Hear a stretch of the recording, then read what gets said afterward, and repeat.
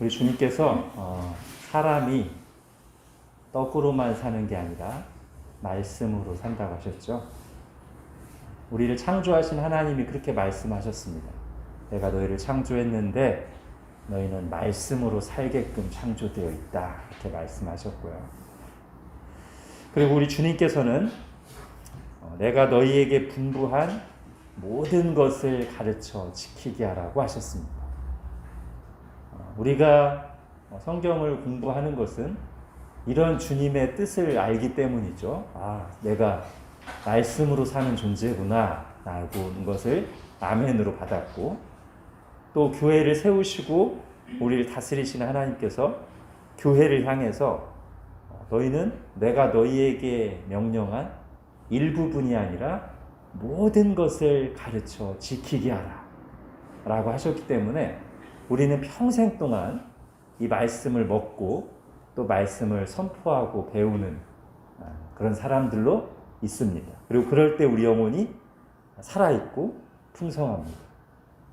그 주님 말씀대로 모든 진리 위에, 주님이 가르치신 모든 말씀 위에 우리의 신앙과 교회가 세워져야만 이 교회가 정상적으로 건강하게 자랄 수 있고, 우리 신앙도 반드시 그 말씀의 터 위에서만, 특히 일부분 말씀과 내 생각 많은 곳에가 아니라 다 말씀의 터 위에 우리 신앙이 세워져야만 우리 신앙이 어딘가에서 이렇게 구멍이 나지 않고 부작용이 생기지 않고 건강하게 실제 말씀을 경험하면서 세워져 갈 수 있는 거죠. 근데 이제 이 하나님의 내가 너에게 분부한 모든 것, 즉 이 모든 진리, 모든 하나님의 뜻을 우리가 어떻게 효과적으로 배울 수 있을까 할 때 우선 순서가 있어요. 여러분 처음 믿은 사람 십자가 옆에 강도에게 창세기 1장 1절부터 계시록 끝까지 이렇게 할 수 없잖아요. 그죠? 맨 처음에는 구원받기 위한 기본 진리만 딱 가르치면 돼요. 맨 처음에. 그죠?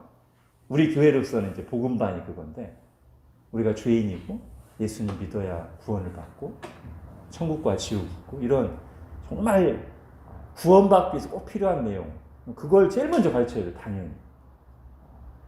교회에 만약에 안 믿는 사람이 왔다면, 구원에 확신 없는 사람들이 왔다면 제일 먼저 그걸 가르쳐야 돼요. 그 다음에는요, 그 다음에 이제 모든 걸 배워야 되는데, 이때도 처음에는 숲을 가르쳐요. 숲, 뼈대. 네? 전체 그림을 딱 할 수 있는 대로 전체 그림을 딱 말해주고, 그 다음에 이제 그 숲에 있는 나무를 하나씩 하나씩 자세히 현미경으로 돋보기로 관찰하고 해야 될 거 아닙니까? 요 숲에 해당하는 것, 이 뼈대에 해당하는 이 전체 구조, 전체 줄거리, 요거를 배우는 방식이 이제 크게 두 가지가 있죠. 하나는 오늘 하는 성경 개관이고, 두 번째는 교리예요. 요 두 가지가 굉장히 방대한 양의 성경의 전체 내용을, 숲을, 뼈대를 배울 수 있는 두 가지 방식입니다. 근데 이 두 가지 공부하는 방식이 아주 달라요. 성경 개관은 역사죠, 역사. 이건 줄거리를 쭉 이렇게 배우는 거예요. 대하드라마, 그죠? 대하드라마 시기. 교리는 주제별 공부. 그러다 보니까 공부하는 방식도 저거에 맞춰서 해야 돼요. 근데 교리 같은 경우는 이미 우리의 종교개혁 선배들이 이 교리를 배우는 가장 좋은 방식을 어떤 방식을 취했어요? 신앙의 중요한 주제들에 대해서 성경에 질문을 던져요. 구원은 뭡니까? 하나님은 어떤 분입니까? 이렇게 우리가 꼭 알아야 될 중심 주제들을 질문을 하고 그 답을 성경으로부터 들어요. 그죠?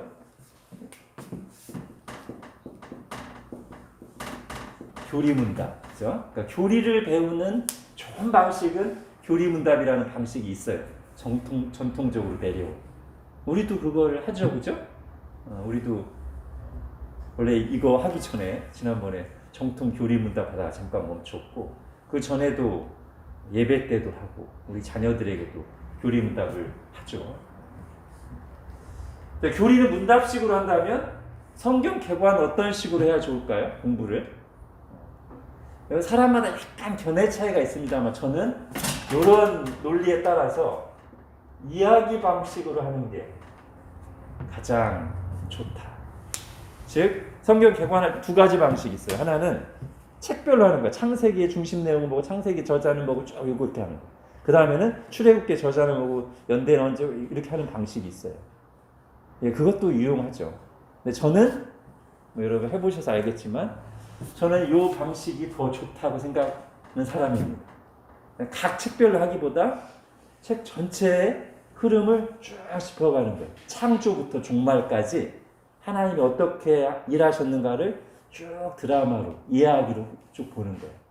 그러면서 필요할 때만, 자, 그런데 이런 내용을 다루는 창세기는 특별히 다른 책에도 이런 특징이 있다 정도만 터치하고 가고, 나머지 그냥 쭉 이야기로 가는 것이죠.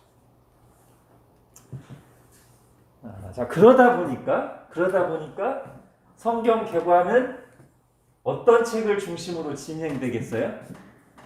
자, 성경 66권 책이 있는데 얘들이 장르가 있잖아요. 장르. 그죠?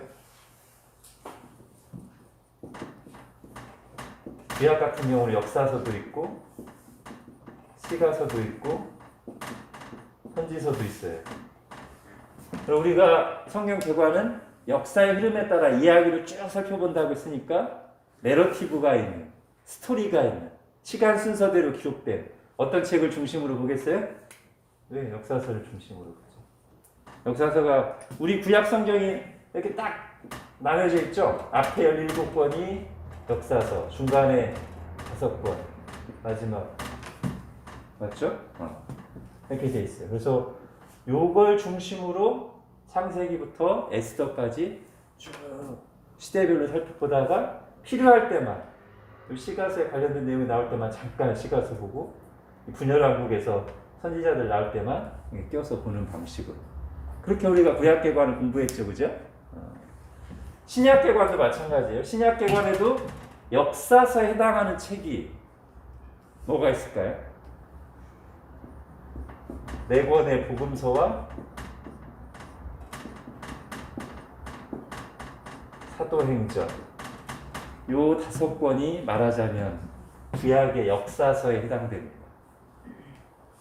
그리고 구약 역사는 기록 연대로만 보면 1000년 정도 되고 여기서 다루고 있는 내용까지 하면 최소 수천 년, 그리고 정확히 모르죠 우리가, 그죠? 창세기 그 앞부분에 정확한 연대를 모르니까. 그러나 신약 성경은 그에 비해 굉장히 시대가 작고 그 연도도 거의 정확하죠. 여기는 1년부터라고 하죠, 대략 1년부터 30년까지.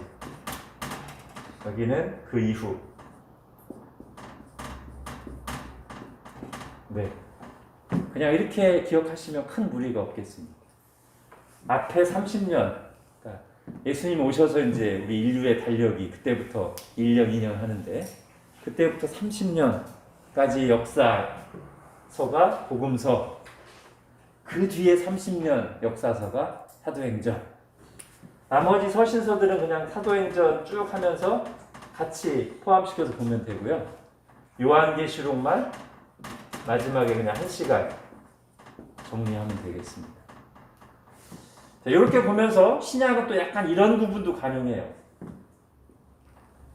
앞에 요 30년 역사 사복음서는 주로 예수님 이야기. 물론 성경 전체가 다 예수님 얘기죠. 그렇지만 실제로 예수님이 활동하신 얘기. 그죠? 여기는요, 활동 주체로 본다면 여러 가지 견해가 있습니다만 저는 이렇게 봐도 큰 무리가 없을 거예요. 뒤에 30년은 교회 이야기. 교회가 어떻게 예루살렘으로부터 시작해서 예루살렘과 온 유대와 사마리아와 땅끝까지 그리스도의 몸이 쭉 복음 전도라는 방식을 통해서 성령님의 역사하심으로 뻗어나갑니다. 교회로 표현되는 하나님의 나라가 어떻게 겨자씨처럼 작게 시작돼서 점점 큰 나무가 되어가는 것. 그게 이후의 역사 아니겠습니까? 그죠? 우리가 이런 식으로 이제 신약 성경은 크게 절반 정도가 복음서 얘기, 뒤에 절반 정도가 사도행전 얘기일 거예요. 그래서 사실 쉽죠, 그죠? 그냥 구약은 이야기만 해도 모르는 내용들이 워낙 많아서 그죠?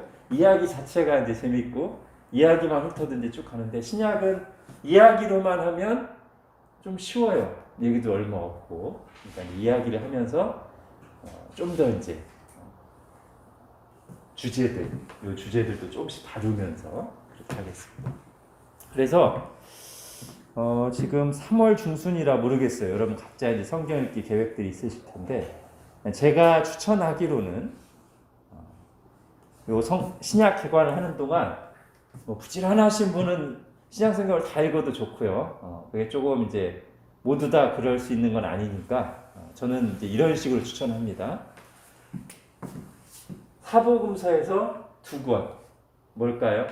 공관복음서 3권 중에서 1권, 그러니까 마태, 마가, 누가 중에 1권, 그리고 그거랑 너무나 좀 다른 요한복음 1권 이렇게 2권을 읽으시고 사도행전을 읽으시고 그 다음에 서신서도 다 읽기보다 좀 이렇게 그 신약 교회의 모습이 다른 서신들보다 좀 잘 드러나는 서신서 몇 권, 예를 들면 고린도 전후서, 아니면 목회 서신 중에서 디모데 전후서, 빌립보서, 베드로 전후서 이 정도, 야고보서도 괜찮겠네요. 이 정도 읽으시고 그 다음에 요한계시록 읽으시고 이러면 이렇게 조금 미리 읽어 가시면서 신약성 개관을 하시면 훨씬 더 좋을 것 같다는 생각이 듭니다.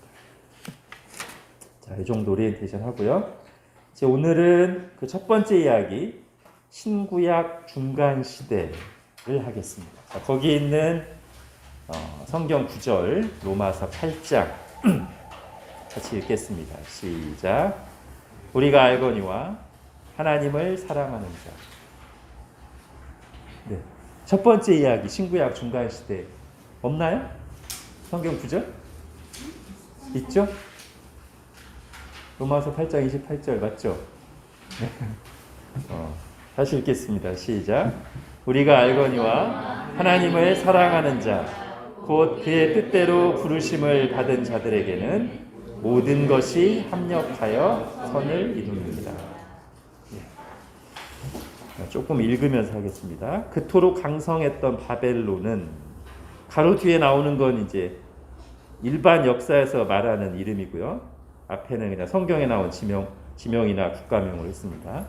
바벨론은 얼마 가지 못해 무너졌습니다. 바사가 바벨론을 무너뜨리고 근동 지역의 패권을 차지했습니다. 유다 백성들은 70년간의 바벨론 포로 생활을 마치고 가나안 땅으로 돌아왔습니다. 이 모든 일은 선지자들의 예언대로 된 것입니다.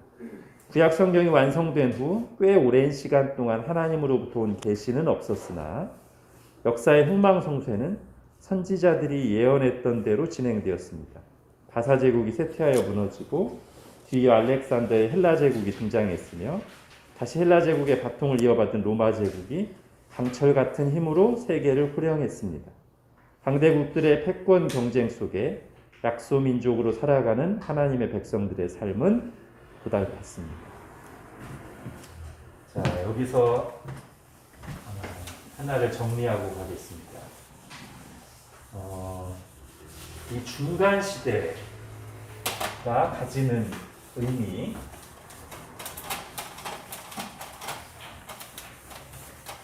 자,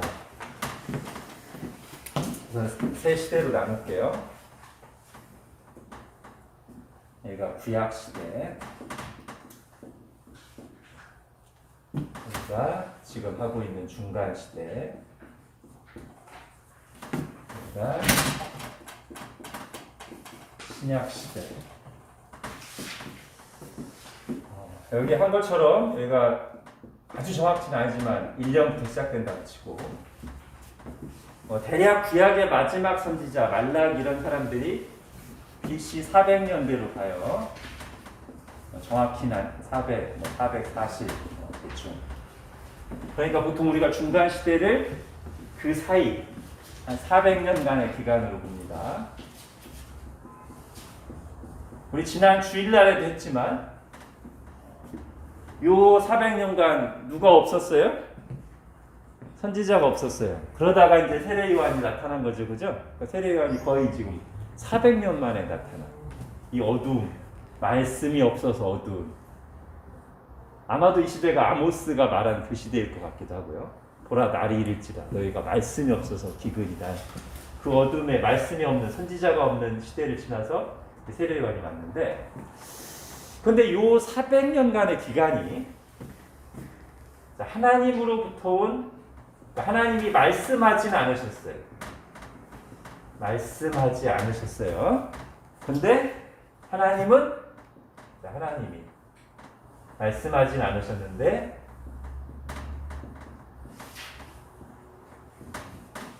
말씀대로 일하셨어요.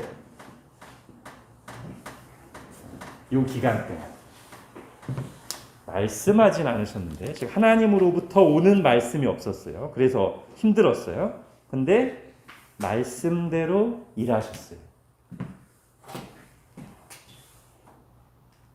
어떤 말씀대로 일하셨죠? 여기서 말하는 이 말씀이라는 게 어떤 말씀입니까? 이거죠. 구약 시대에 선포되고 기록된 말씀.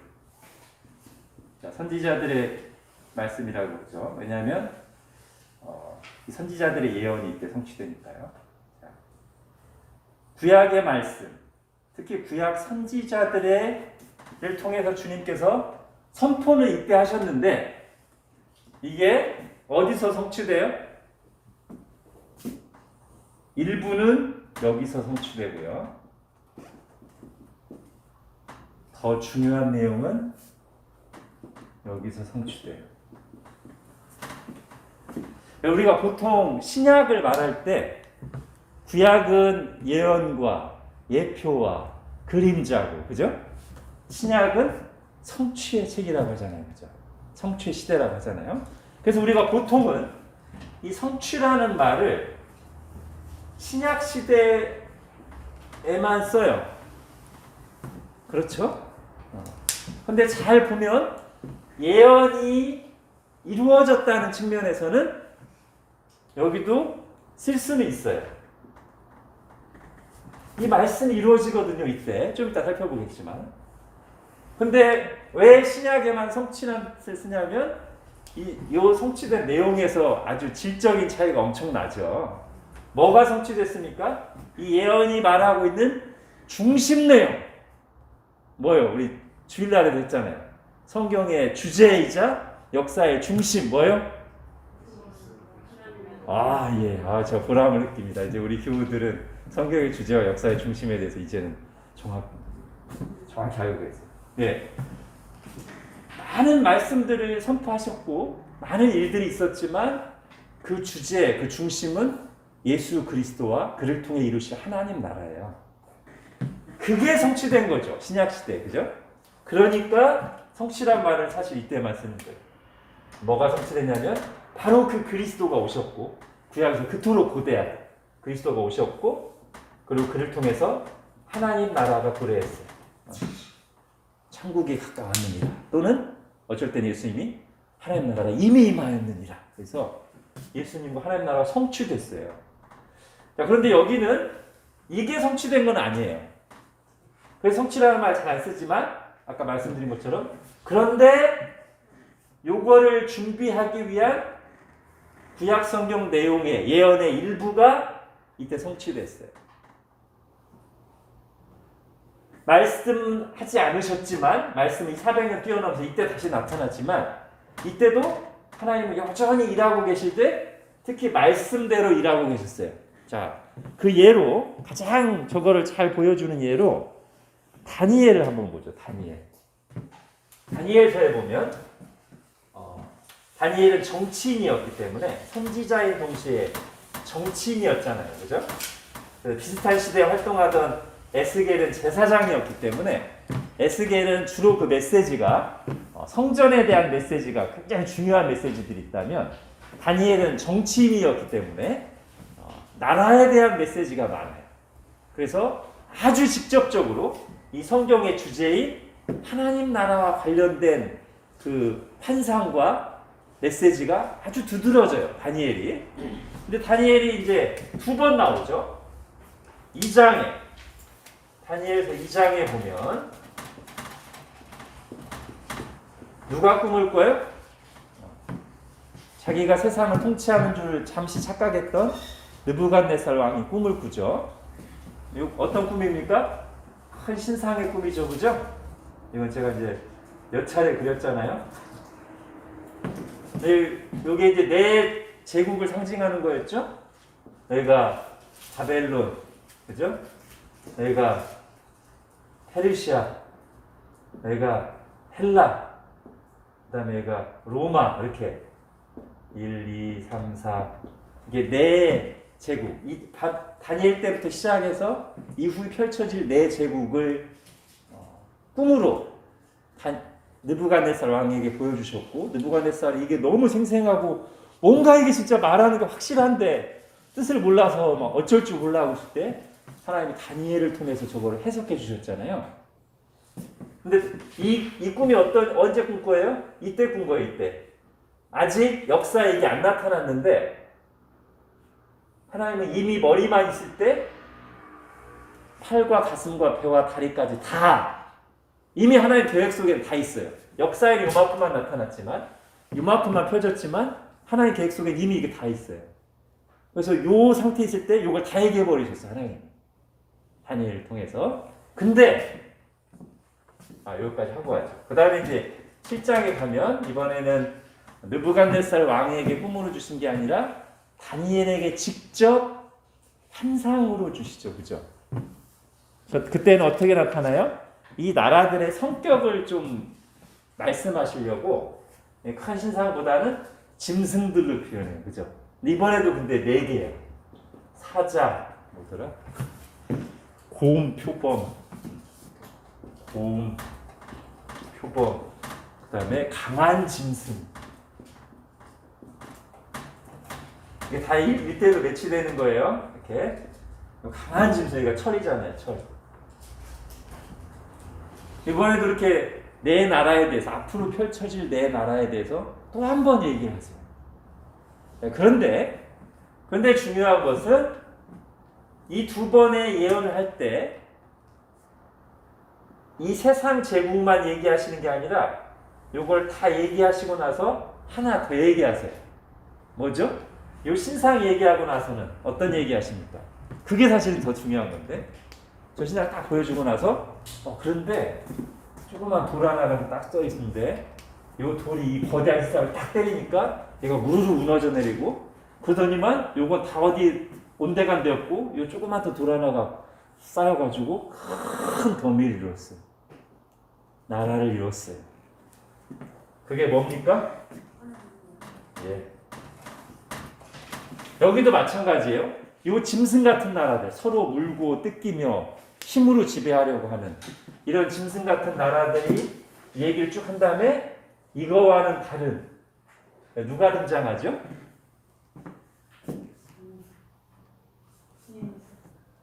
구름을 타고 하나님 아버지로부터 왕권을 받는 인자, 그죠? 인자. 여기서 인자는 사람이에요. 사람한테 예수님이 스스로 인자라고 하셨죠, 그죠?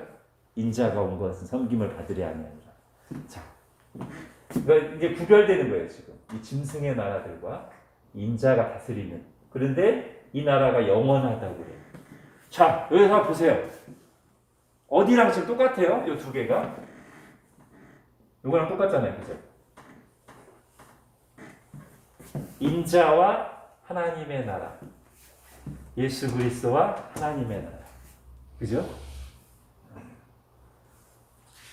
그러니까 다니엘서가 이 성경의 주제를 저 두 환상, 꿈을 통해서 아주 선명하게 드러내는 거죠. 근데 자 이제 보세요.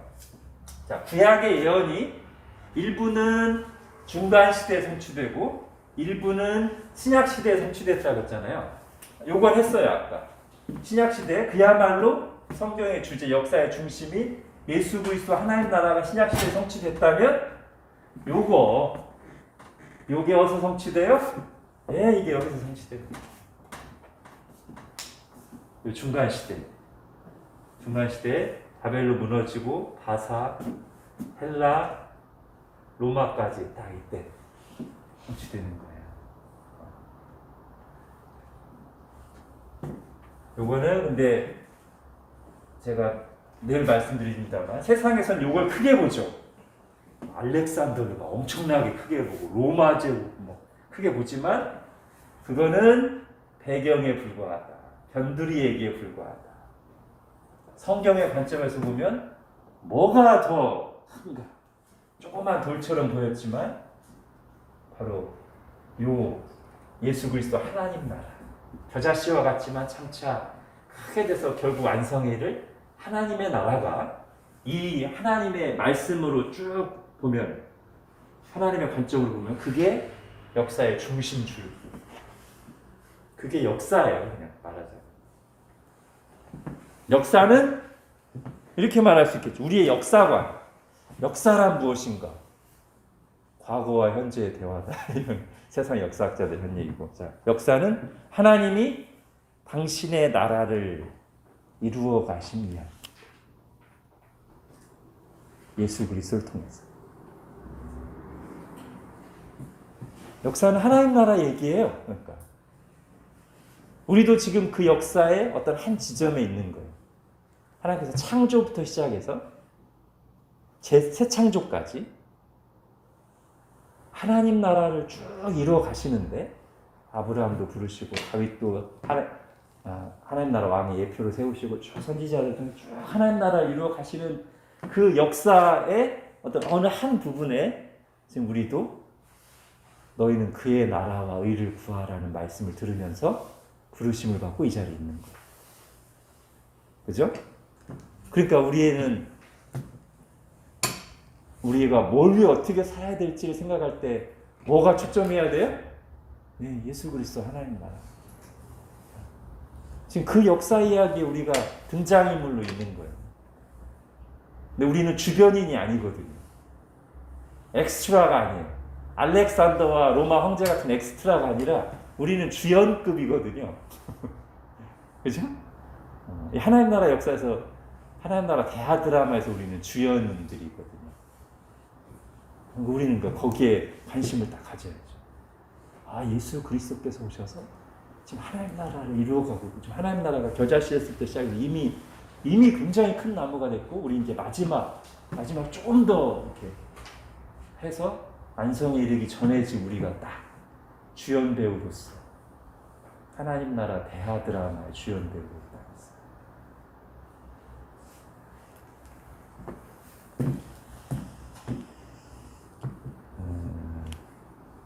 네. 그래서 이 중간 시대의 첫 번째 중요한 의미는 이거예요. 구약 말씀이 성취되는 이 시기도 구약 예언이 성취되는 시기예요. 중간 시대가. 그리고 여기는 어느 정도 징계의 의미가 포함되어 있어요. 그죠? 지금 이 시대에 하나님의 이스라엘 백성들은 아모스 말씀대로 이들이 너무 오랫동안 우상 숭배하고 하나님을 반역하고 있기 때문에 하나님이 이렇게 어두운 시대를 주셨어요. 그러나 이 중간 시대를 이렇게만 보는 것은 반밖에 안 보는 거예요. 이제 나머지 반쪽 굉장히 또 중요한 내용을 봐야 돼요, 우리가. 자, 그게 이제 그 다음 부분입니다. 자, 어떤 이들은 구약 시대의 마지막 선지자 이후 예수 그리스도께서 오시기까지 400년의 시간을 암흑기라고 부르기도 했습니다. 그러나 어둡게만 보이는 그 시간에도 하나님의 뜻이 이루어지고 있었습니다. 하나님께서는 선지자를 보내지 않으셨지만 온 우주 만물을 주관하시며 여전히 구원 역사를 이루어 가셨습니다. 복음의 불이 점화되면 즉시 활활 타오르며 여러 민족 가운데로 힘차게 번져나갈 수 있도록 준비하고 계셨습니다. 그러니까 이런 거죠. 요 비유 그대로 하자면 이제 이 때가 되면 신약 시대가 돌아가면 주님이 불을 하나 딱 던지실 거예요. 이때 불을 던지자마자 이 로마 세계 전역에 막 불이 확 퍼져나가도록 먼저는 바싹 말리시고요. 이렇게 징계하시면서 바싹 말려놓으시고 또 하나는 이 도화선을 딱 놓는 거예요. 딱 이렇게 준비를 여기저기 거점 하약들도 몇 개 딱 놓으시고 불 잘 붙는 그렇게 다 준비해 놓으셔서 이제 400년 딱 지나고 이때 그냥 가운데다가 불만 딱 던졌다면 순식간에 막 확 이렇게 퍼져나가게 준비를 하신 시간이에요. 이제 그걸 이제 보려고 그래요. 그 내용을. 자, 우선 알렉산더와 헬라 제국은 언어를 통일시키는 역할을 충실하게 수행했습니다. 예. 여러분 아마 우리도 지금 선교사님 몇 분 이렇게 동역하고 있고요. 여러분 주변에 이제 선교하시는 분 있다면 이게 굉장히 중요하다는 걸 아실 거예요. 선교사님들의 가장 어려운 장벽 중에 하나가 언어거든요. 만약에 이게 언어가 통일되어 있지 않았으면 이게 바울이 그렇게 빠른 시간에 로마 전역을 이렇게 하기가 쉽지 않았을 겁니다. 근데 그 준비가 다 돼 있었어요. 그 역할의 선봉장에 선 것이 바로 알렉산더라는 것이죠. 이 사람이 이제 우리가 잘 아는 것처럼 그 유명한 철학자 아리스토텔레스의 제자죠, 그죠? 그리고 이 사람은 그 헬라 문화에 대해서 굉장히 자부심을 가지고 있어요. 이 헬라 문화를 이 고급한 헬라 문화로 전 세계를 정복하는 걸 무슨 막 소명처럼 여기는 사람이에요. 그래가지고 이 사람 가가지고 그냥 막 정복군주 다 때려잡기만 하는 게 아니라 가서 딱 승리를 한다면은 이제 헬라 문화와 언어를 딱 전파하는 문화 전도사 역할을 해요. 알렉산더. 그래가지고요, 이 알렉산더 시대부터 이제 헬라 제국을 거치면서 헬라어가 요 고대 근동 지역, 구약 성경의 역사가 펼쳐졌던 그 지역의 국제 공용어가 되는 거예요. 더군다나 그다지 좋은 왕도 아닌 이 헬라 통치자 중에 한 명이 구약 성경을 헬라어로 번역까지 해요. 우리가 흔히 70인역이라고 하는 어떻게 보면 최초의 번역 성경이죠. 자, 요거에 한번 의미를 한번 생각해 보십시오. 세계가 한 언어로 통일됐어요. 물론 그게 모든 세계는 아니지만 적어도 우리가 성경에서 보는 그 세계에서 한 언어로 다 통일됐고, 그리고 그 언어로 성경도 번역됐어요. 예수님 오기 전에 그 일이 딱 이루어져 버렸어요. 이야, 준비가 그냥 정말 잘 된 거죠. 그래서 여러분 세상에서는 알렉산더를 정복군주로 보는 관점 또는 막 여러 가지 관점들이 있지만 우리 믿는 신자들의 입장에서는 이 하나님 나라 관점에서 역사를 바라보는 역사관을 가진 입장에서는 하나님께서 이 복음이 한 언어로 빨리빨리 잘 효과적으로 전달되게 하려고 잠시 들어 사용한 사람이구나. 그렇게 이해할 수 있어요. 그죠? 그 하나님이 지금 뭐 시진핑이나 바이든이나 이런 사람들 어떻게 쓰실지 우리는 몰라요. 그죠? 이것도 좀 지나고 보니까. 자, 그 다음에 두 번째. 헬라가 언어와 문화의 기초를 마련했다면 길을 이어 등장한 로마 제국은 길을 닦아놓았습니다. 로마의 길 뭐 유명하죠, 그죠? 지금도 그 길 터가 좀 남아 있는 것들이 있죠, 그죠? 뭔가 이름이 있는데 제가 지금 이름을 기억 안 납니다. 그 로마의 잘 닦여진 길을 가리키는 용어가 있어요. 그 길들이 지금도 있어요. 로마의 통치 하에서 치안과 도로는 그 어느 때보다도 잘 정비되었습니다. 로마의 전차들이 빠르게 진군할 수 있도록 닦아놓은 길이 훗날 평화의 복음을 든 사자들에게도 유익한 통행로가 되었습니다. 예. 전쟁하려고 닦아놓은 길인데 팍스 로마나를 실현하면서 이게 나중에는 요 길들로 이제 이 평화의 복음의 사자들이 다니게 됐어요. 여러분 그러고 보면 복음 전파에 유용하게 사용되는 도구들이요. 상당 부분이 신자들에 의해서가 아니라 세상에 의해서 준비되고 개발된 경우가 많아요. 지금 언어가 통일되고 길이 놓이고 이런 것들. 이걸 이제 우리에게 적용해 본다면 지금도 마찬가지예요. 지금도 세상의 어떤 도구들, 교통과 통신의 발달들, 오늘날로 하면 인터넷 이런 것들 종교개혁 시대에는 인쇄술, 그죠? 인쇄술 때문에 종교개혁이 막 빠르게 번졌거든요. 그러니까 우리도 뭐 세상의 도구들을 무조건 부정적으로만 볼 게 아니에요. 우리의 본질을 잘 지키면서 잘 사용하면 돼요. 그죠?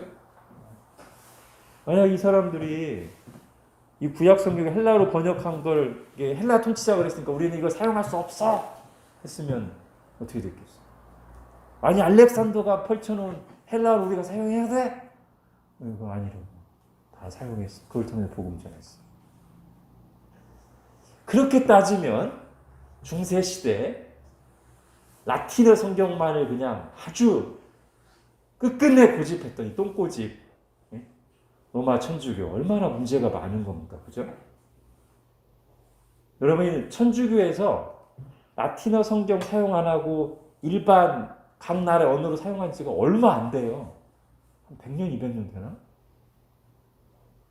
중세뿐만 아니라 근대 와서도 꽤 오랫동안 정통 성경은 라틴어 성경, 벌게이트 성경. 우리도 굉장히 많은데 사실 지금 보면. 네. 요즘에도 그런 이단 중 하나 있죠, 그죠? 아세요? 뭐 말씀 보존학회인가 해가지고 영어 성경 중에 킹제임스 버전 요것만 제대로 된 성경이라고 고집하는 이단 하나 있어요. 말씀 보존 협회인가? 아마 그럴 거예요. 아 참. 그래서 우리가 이렇게 교회사를 배워야 돼요. 이런 역사 쭉 알면은 어떤 번역본 하나를 고집하는 게 얼마나 말도 안 되며 하나님이 하신 일과 모순되는지를 우리가 분명히 알죠. 그런 사람들 헬라 성경 쓰면 안 돼요. 그런 사람들.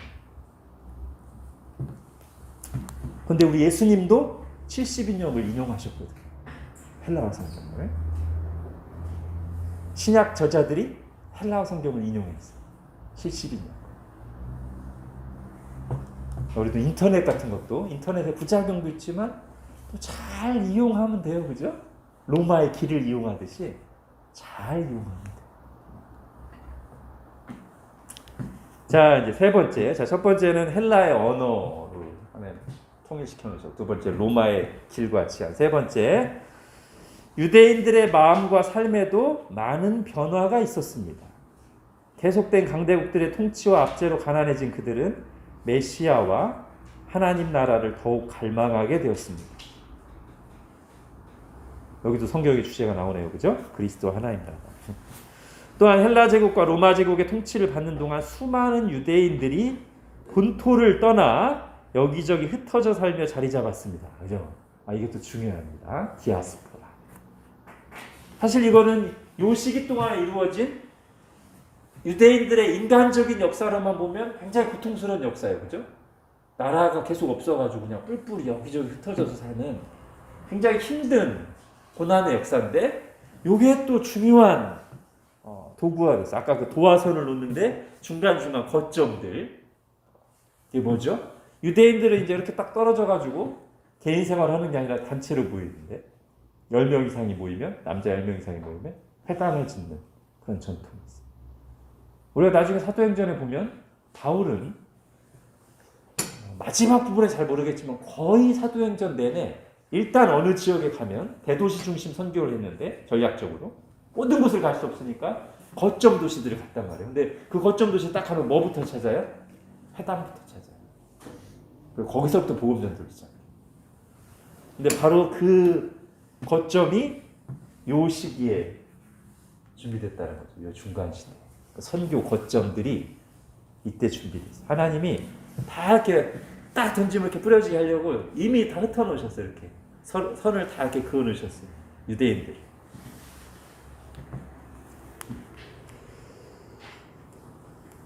자, 요거를 한번 정리해 볼게요. 첫 번째는 구약 예언 성취고, 두 번째는 복음 전파를 위한 준비. 자, 이게 중간 시대가 가지는 중요한 의미고 섭리적인 해석이죠.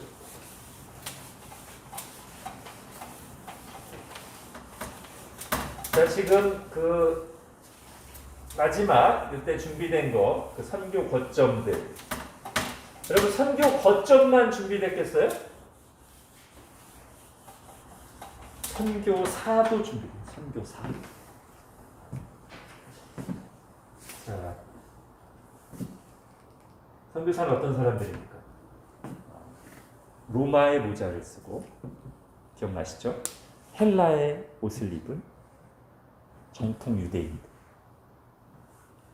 이 사람들은 로마의 길을, 로마 시민권을 가지고 빨리빨리 움직일 수 있으면서 그때 헬라어가 국제 공용어가 된 그 세계에서 어디를 가든 의사소통이 가능하면서 기본적으로 구약신앙의 백그라운드를 가지고 있는 사람들. 그죠?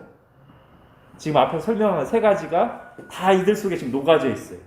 헬라 언어로 통일되어 있고, 로마의 길이 닦여져 있고, 로마의 법이 지배하는 사회인데, 선교 거점들을 중심으로 딱 그 기본적인 신앙을 가지고 있어서 복음을 딱 받아들일 준비가 됐고, 전할 준비도 되어 있는 이 사람들.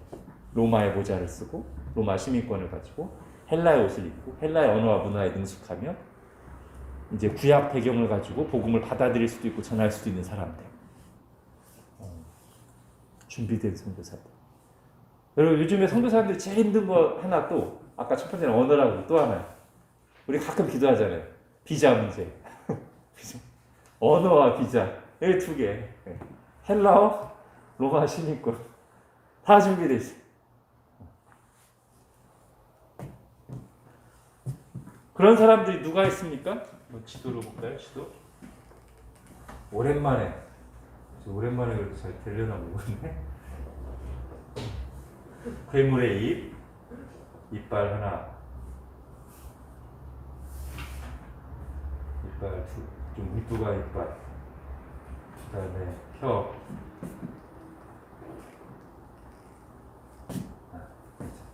이게 괴물의 입이죠. 이 괴물의 입은 이름하여 지중해죠. 여기가 로마, 여기 예루살렘 있죠. 여기에 구브로 섬, 그레데 섬. 여기에 다소, 바울이 태어난 다소. 그 다음에 여기가 여기 알렉산드리아, 알렉산더 대왕의 이름을 딴 도시. 그 다음에 또 어디 할까요? 요쯤에 루스드라. 그 다음에 여기 아까 그레데, 그죠? 그레데가 아니죠? 구브로죠, 구브로. 구브로. 구브로. 그 다음에 이쪽이 본도. 자, 이걸 왜 적었냐면요. 그 아까 제가 말씀드린 그 준비된 선교사들, 로마 모자를 쓰고 헬라의 옷을 입은 정통 유대인들, 준비된 선교사들. 자, 여기 출신들이에요. 다소 출신 누굴까요? 이제 맞춰 퀴즈 시간입니다. 다소 출신의 유명한 선교사 바울, 그죠? 제일 쉬운 것부터 됐어요. 제가 난이도가 좀 더 높아집니다. 자, 구브로 출신의 굿. 자, 자매님 잠깐 그만하시고. 자, 그리고 이전 강의를 가지고 계셔서. 네. 루스드라 누굴까요? 루스드라. 바울의 요 지역은 바울의 1차 선교 지역이죠.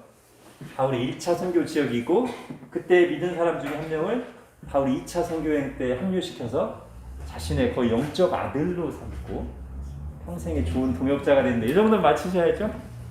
네, 디모데. 알렉산드리아 출신의 또 유명한 사역자가 있습니다.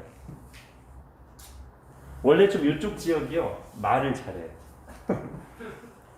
여기 유명한 도서관도 있고요. 알렉산드리아. 자, 말을 잘한다니까 말. 이렇게 막 딱 한 명밖에 없잖아요. 바울과 아는 사람으로서 고린도에 와서 사람들에게 아주 유창한 설교와 논증으로 엄청난 영향을 미쳤던, 아시면서 지금 얘기 안 하시는 거죠? 아볼로, 그죠? 아볼로. 자, 최고 난이도 본도 출신도 있습니다. 본도 출신. 이 사람도 역시 바울의 아주 생명 같은 동역자죠. 답이 나온 것 같은데? 아키뽀? 아키뽀는 제가 몰라요. 아키뽀 어디 출신인지 제가 몰라요. 네. 괜찮습니다. 이렇게 용기 있게 얘기하셔야 돼요. 자, 또 아가 맞아서 제가 얘기한 거예요. 그래. 바울의 생명 같은 동역자라니까. 바울의 목숨을 걸고 바울을 지키려고 한 적도 있고요. 바울을 따라서 막 자기 사업지를 이동했어. 네, 아굴라, 브리스길라는 아굴라의 아내니까. 근데 브리스길라는 본도 출신이 아닐 수도 있어요. 그 이름 때문에 이 사람 좀 로마 귀족 집안이라는 그런 추측이 있고, 아무튼 성경에서는 브리스길라의 남편인 아굴라가 본도 출신의 유대인으로 되어 있습니다. 이 사람이 나중에 어디죠? 고린도에선가 바울 만나서 동역하고, 그 다음에 바울이 에베소 사역할 때 거기도 따라오고, 나중에 로마에도 그러잖아요. 그죠? 아주 바울과 똑같은 이 텐트 메이커 사업을 크게 하면서 바울을 위해서 생명도 걸었었고, 아주 좋은 통역. 이런 사람들이 다 우리가 성경에서 보는 상당히 많은 사람들이 바로 그 사람들이란 말이에요.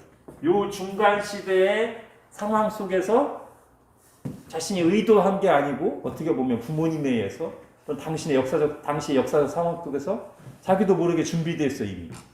자기가 한 게 태어나 보니까 정통 유대인으로 태어났고, 부모님 따라서 또는 그 윗세대부터 본도 지역으로, 알렉산드라 지역으로 가서 디아스포라로 살고 있고, 그러다 보니까 헬라어를 익히고 있고, 또 어떻게 보면 로마 시민권도 가지게 된, 선교사로 아예 태어나서 날 때부터 선교사. 사무엘은 날 때부터 나시린인데, 이 사람들은 날 때부터 선교사가 되도록 그냥 준비돼서 태어났어.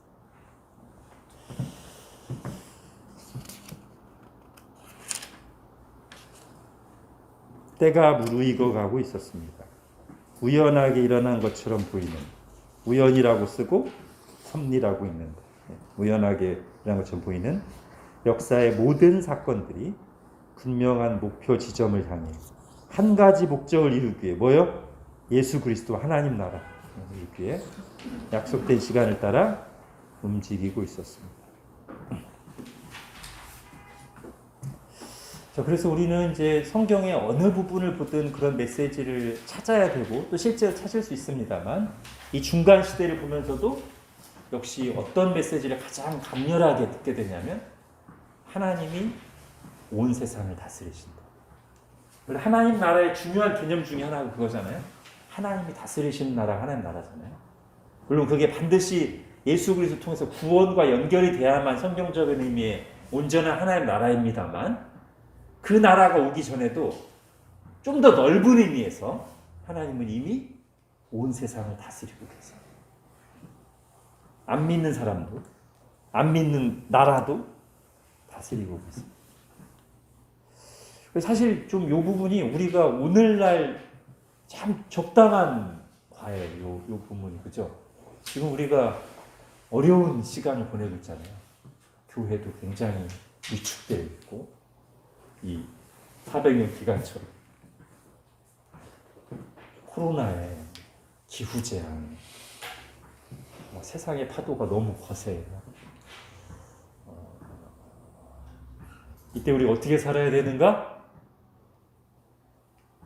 올해 주제의 말씀이 뭐죠? 믿음으로, 그죠? 믿음으로 산다. 이때 우리가 어떻게 살아야 되는가? 믿음으로 삽니다. 어떤 믿음? 하나님이 다스리신다. 지금도. 근데 그 믿음으로 사는 거는 하나님이 다 하니까 뭐 이게 아니고, 그걸 믿어서 절망하지 않으면서, 낙심하지 않으면서 이 악한 세상 분위기에 나를 방치하지 않는 거죠. 다니엘처럼, 요셉처럼. 하나님의 사람들은 어려운 시간을 같이 보내지만 세상의 더러움에는 참여하지 않습니다. 어려움에는 동참하는데 더러움에는 참여하지 않습니다.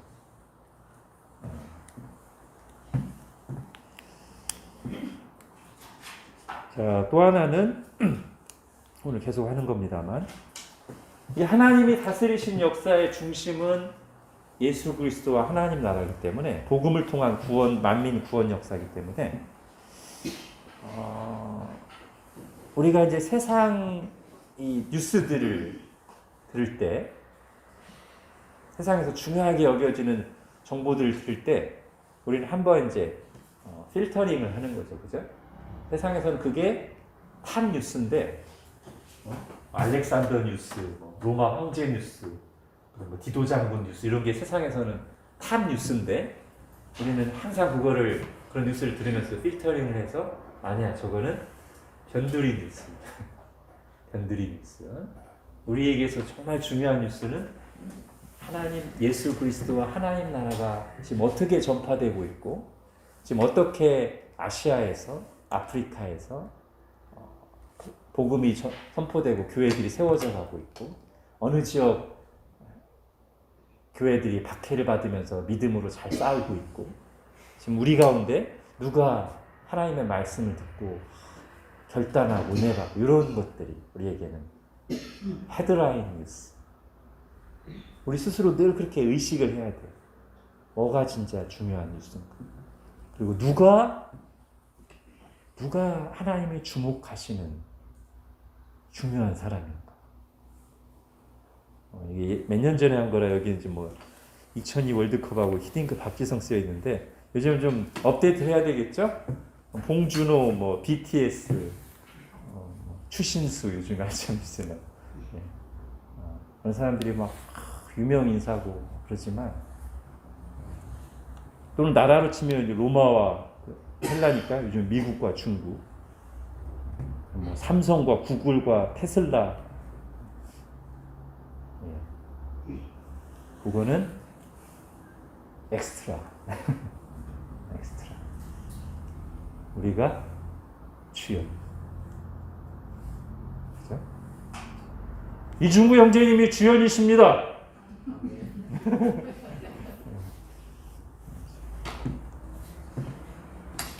이재용은 엑스트라입니다.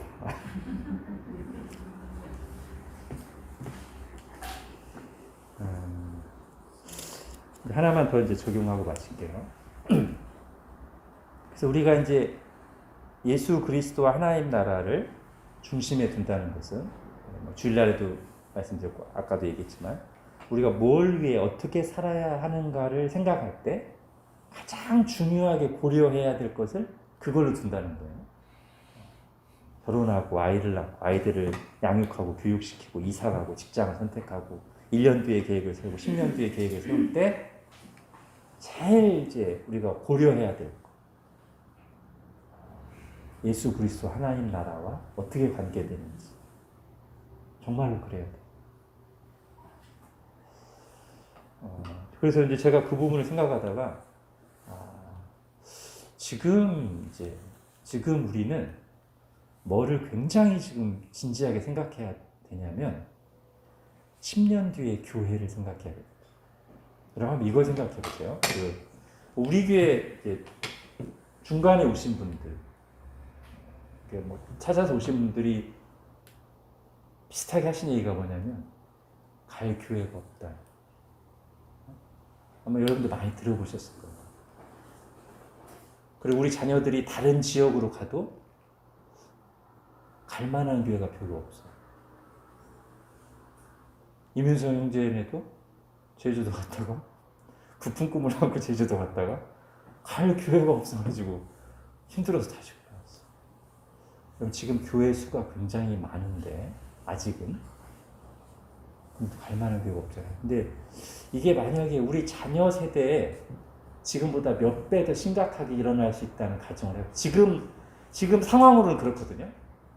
물론 우리가 미래를 무조건 비관적으로 생각할 필요는 없지만 지금 한국교회 최근 한 20, 30년간 추세를 보면 그리고 최근에 훨씬 더 빨라진 속도를 보면 10년 뒤에 우리 자녀들이 다닐 만한 교회가 있을까?